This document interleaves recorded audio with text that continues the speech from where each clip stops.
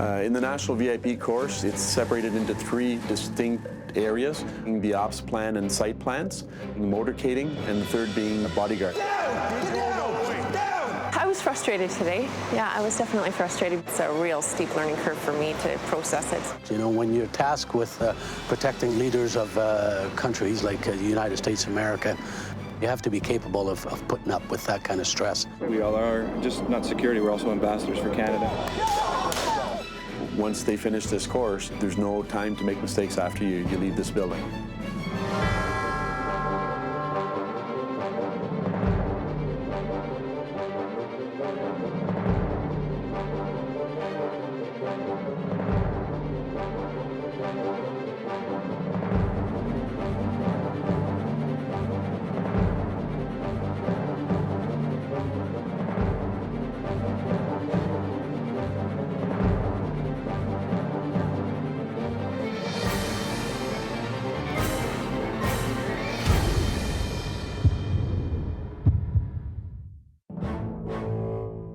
In Ottawa, Canada's capital, VIPs are frequent guests. These VIPs are vulnerable to a variety of attacks, threats, and acts of sabotage. An assassination attempt could occur on any street corner, at any time, anywhere. The RCMP provides the team to protect these VIPs. This team, composed of highly trained men and women, are skilled, alert, and prepared for the unexpected. Inside RCMP National Headquarters, Bill Demeau, a veteran of protective policing, is preparing the training syllabus for the next National V.I.P course. The VIP driver training course is a 4-day course that candidates must succeed. It's a prerequisite for the national course. It's an intensive course. A lot of work has to go into it. It's advanced techniques, defensive and offensive, because we're not dealing with regular policing. At times we have to get away from the bad guy because they're trying to attack our motorcades. The training today is about escape and evasion. It's about getting away quickly from an attack or even an ambush. Seconds count. The training is tough. It has to be. Worked with the National V.I.P course since 1984. As an instructor, I became a lead instructor. We've modified the course, improved it to understand the capability of the vehicle, what it can do, and also your limitation. But with the training, these people will have the tools to get away from a situation. This morning in the high-speed reversing, the candidates will be leaving one from the chute that you see right behind me and reversing at a high rate of speed. They have to achieve 80 kilometers an hour and in a controlled fashion brake within a short distance of time, maintaining control of the vehicle at all times. We have to get out of the way as fast as possible. Quick movement, tuck your elbow in, brace yourself, up to 80, and we're stopping. And then in a nice, straight fashion. We have had in the past cars going out of control and hitting barricades and going into the ditch. It's part of the training and it's the cost of doing business, but it's something that has to be done to show them in real life if a situation were to occur. This is the only way of teaching them this is what's going to happen if you lose control. Just hold on tight. Going 80 kilometers backwards in a straight line is not something I've done frequently or often, but obviously this is what we're learning here, is it can be done. Come in the back, jump in the back. Going full reverse on a city street, those pylons represent cars or even pedestrians. Mistakes could cost lives. The standards are high, the pressure intense. One wrong move on the course could lead to failure, and these candidates know it.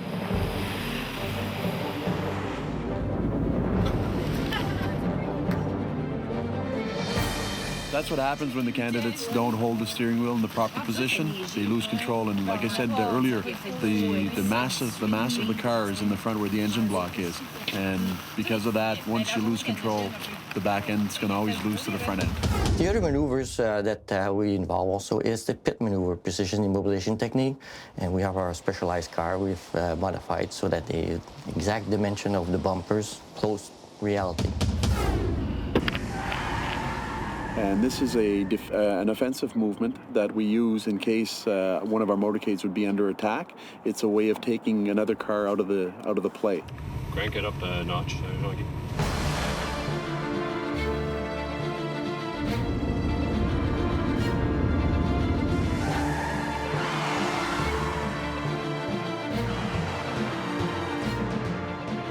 Once you feel that you've got control, then Brush me, and then it's a complete lane change. It's your weapon. You're accountable. Hit it. The stress is consuming. Candidates need to ensure a near-perfect performance in order to pass. This perfection is what saves lives. We had a really good day on the track today. A lot of candidates are putting a lot of effort into it. We've got a couple of people that are sort of on the borderline of making it or not. Hopefully, when it comes time to the test runs this afternoon, they're going to bring their A game out and make it. You know, we make our courses here. We hope that everybody passes, but reality does set in, and not everybody can make the grade. If the candidates can't take the pressure of a stopwatch, they won't be able to take the pressure of an attack. Those who fail go home.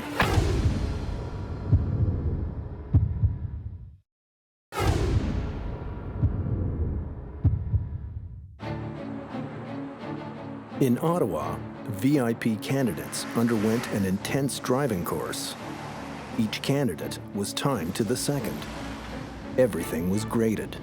Only the most advanced drivers moved on. For Constable Cooper and Corporal Dollywall, it's been a good day. They both passed. It was pretty much touch and go as to whether or not I'd be remaining for the whole driving course, but it worked out, and it worked out really well. Driving course, very intense, but when you put the techniques into use, it just comes to you. Now comes the real test. This is where they learn the essentials of protection services. And it won't be easy. The RCMP wants only the best to be in VIP protection. In the National V.I.P course, it's separated into 3 distinct areas.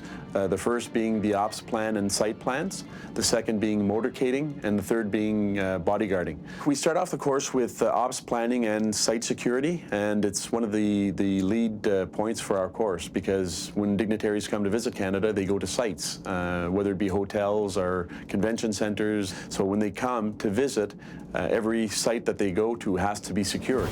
For this training scenario, the instructors have chosen the RCMP stables, home of the famous musical ride, often a destination of choice for visiting VIPs, which is why it is a logical training scenario. Filled with corridors, side rooms, and even hiding places, the labyrinth-like layout poses incredible challenges for the candidates. So basically the candidates will be coming here and doing a site plan for an actual visit. That's going to be part of our mock visit on Thursday. They'll be coming in and they're going to be looking at the site itself, looking for where there's parking, where they're going to bring their motorcade in, how they're going to set up the motorcade. They're going to look at where the washrooms are, and they're going to want to see where everything is located, emergency exits and so on and so forth for the dignitaries' security. It is essential that the site is secure. They must assess and reassess the area for potential threat venues. An attack can come from anywhere. Worst-case scenarios have to be planned for. Nothing can be missed. Once the site has been approved, the travel routes need to be prepared for the motorcade. The routes chosen must be quick, efficient, but above all, safe. This morning they were given a route plan lecture and they went out and planned routes, and now we are practicing with those routes. So everything's got to be smooth, everything's got to be safe. There's always minor issues here and there. That's why we're here. And then once we leave the course, and hopefully they got the base to keep improving when they go to their units in real operations. As soon as it's clear to go and the motorcade commander gives the command to go, what we're going to do is we're going to come up and we're going to form almost like a little umbrella. Okay, so both your S1 and your S2 are going to be on the left-hand side protecting that side of the limo, and we're going to take them right over to the proper side, and we move it over, and then we fall back into our normal formation. There's a lot of small details that we work with on a daily basis in VIP, and motorcading is the same. There's certain ways you have to open the doors, certain ways you have to protect your motorcade. Candidates take turns being either motorcade commander or driver. Their routes must be flawless and timed to the second. Communication is vital. There's a lot of stress. They know that today is a day that the proverbial stopwatch is going, and we're sitting in the cars and watching everything that they're doing. So they've got to bring their A game in, and they've got to make it happen. Approaching intersection, light is red, be prepared to stop. VIP work is really important as far as the motorcading is concerned. It's one of the big three. When VIP does come off the plane from any country, the first exposure he gets to Canada is in the motorcade. So it has to be smooth. We all are just not security, we're also ambassadors for Canada. And we act in many roles that way. The RCMP's VIP protection program is considered one of the best in the world. Many countries look to the RCMP for help with their protective service programs. But that prestige has been earned through exceptionally high standards. Those standards come with a cost. Only those who are quick thinking, have an eye for detail, and can hold up under pressure will advance. Well, unfortunately, not everybody made it through the motorcade module, but by and large, once again, it's just the nerves.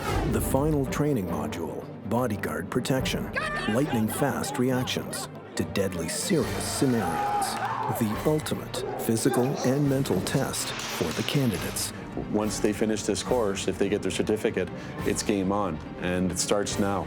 There's no time to make mistakes after you leave this building.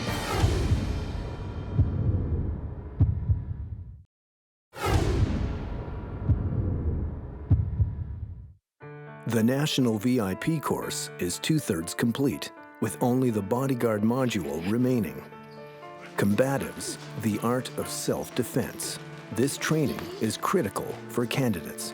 Having the ability to deter or defeat an attacker with your hands. It can mean the difference between life and death.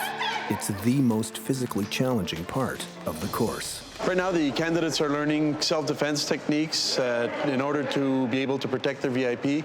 If there's attacks that come towards them with either knives or guns or any other type of weapon, they have to be able to get that weapon away from the person and get the VIP out of the way.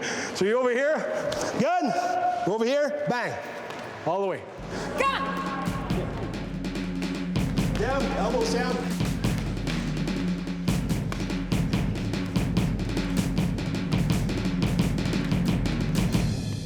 I was frustrated today. Yeah, I was definitely frustrated because I want to do things well and I want to be able to do them effectively too. So it was a challenge. It was a lot. I don't know what I was expecting for this afternoon. We can look at it on the syllabus, and then once you're actually here, of course, it's not what maybe you think. It's now time for the candidates to use their hand-to-hand skills in real-world scenarios. Now we have what we call scenario-based training. It's all scenarios we've prepared, things that make sense, nothing over the top, but they got to come in and do their thing. You know, we have different bodyguard formation. They're going to start with a 4 members bodyguard, and we'll drop it down to 2, and then the one-on-one.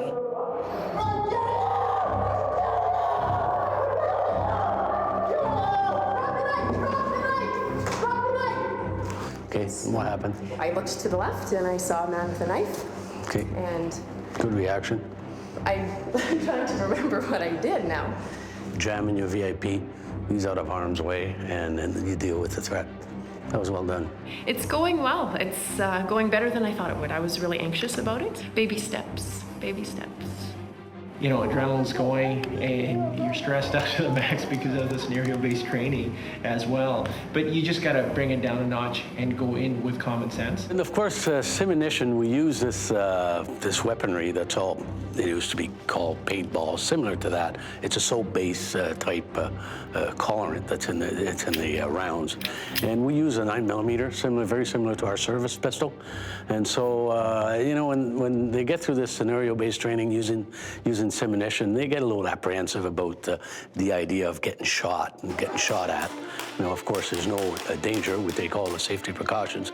But there's something about, you know, getting stung by some kind of a bullet that makes it very real, actually. And that's the idea behind it.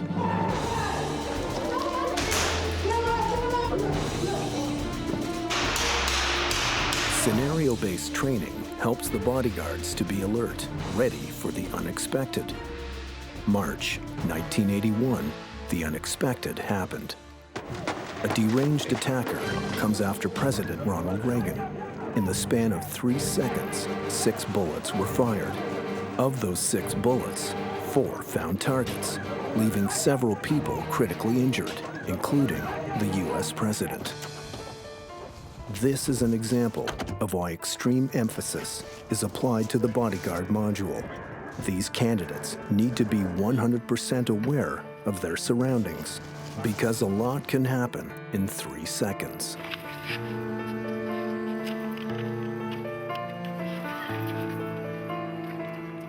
The candidates have successfully completed the Bodyguard training, but there is one more thing to do. Every year we come down here and we pay respect to our fallen comrades. So you can see all the names that died on duty. The memorial is overwhelming. There's a few names that I recognize. I knew James Galloway. He was in K Division, and he was shot at a ERT call. So it's a little overwhelming because you recognize the names on there and you have a bit of a connection, but it's nice to see that those people are being recognized for, you know, putting the public and the safety before their own selves. This is a grim reminder of how dangerous police work is, including VIP protection. It seems that every year, more names are added to the list of those who have made the ultimate sacrifice.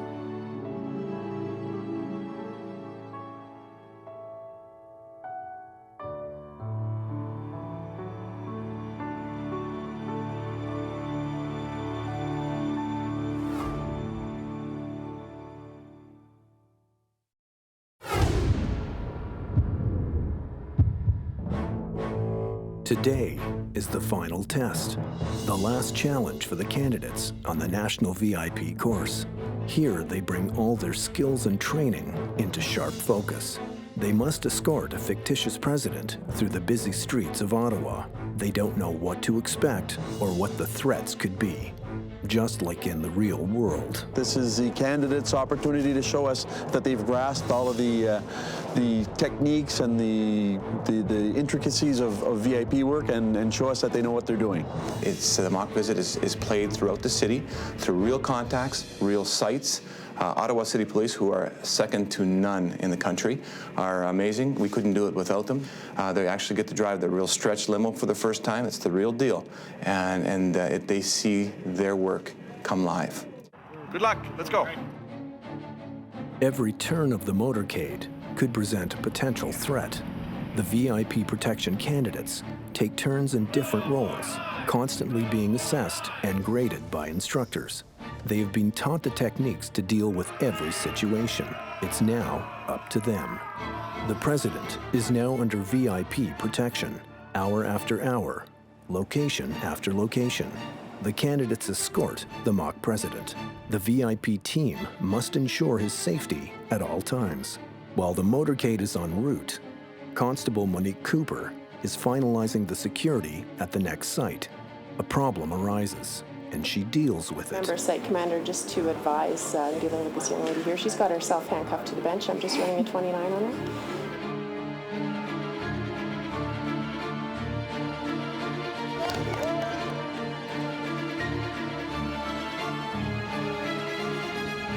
The mock visit is as real as it can get.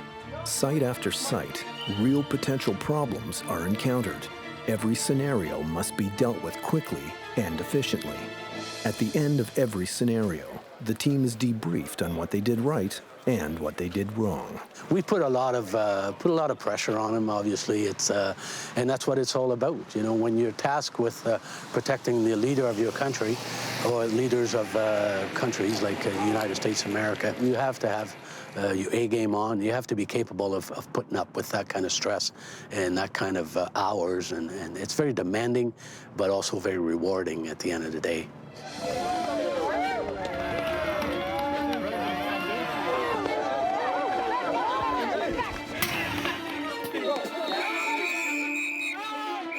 At the end of the day, the VIP was kept safe from all threats. The National VIP training course is now officially finished.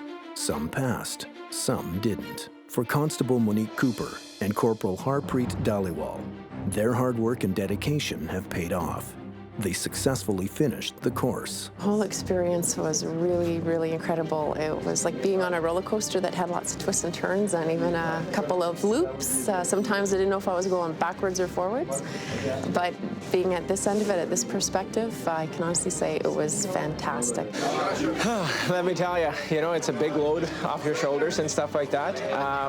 It's one of the best courses that I've been on.